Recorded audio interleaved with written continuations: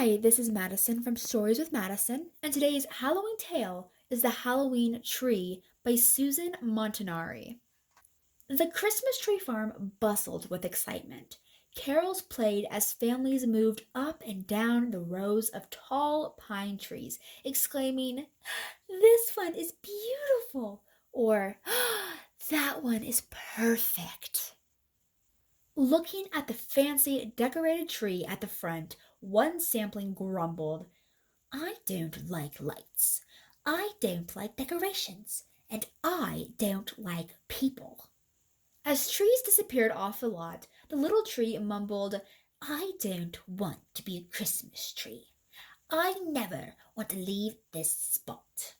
The little tree listened as the other saplings buzzed with anticipation. "I can't wait," a sprout whispered. "Colored lights," one sighed. "I hope I get a star on my top," said another. The little tree grumbled, "I don't want to be a Christmas tree, and I'm not going to." As the little tree grew, its limbs became gnarled and twisted. Every time needles sprouted, thoughts of being decorated with lights and ornaments made them turn brown and fall off. The tree looked nothing like the others. One day, all the trees on the lot disappeared, all except for one.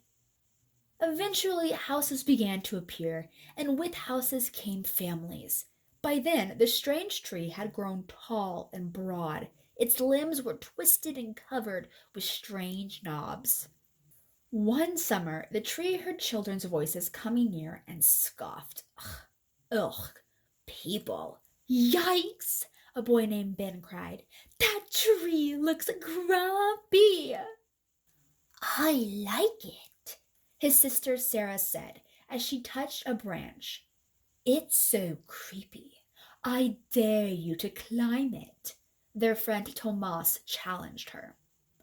Sarah pulled herself up into the tree and sat on a cozy bough. "It's a pirate ship!" she shouted and waved for the others to join her. All the children climbed aboard. When the neighborhood kids needed a hideout, the tree became their fort. When they played astronauts and aliens, it was their spaceship. And one foggy day, the tree even turned into a dragon. When winter came, a cold wind blew, and the children didn't come outside to play. The tree, with its limbs empty, stood all alone. On a snowy afternoon, the tree watched as Sarah and Ben's father carried a large bundle into the house. That night, a Christmas tree appeared in the window. "I don't like lights.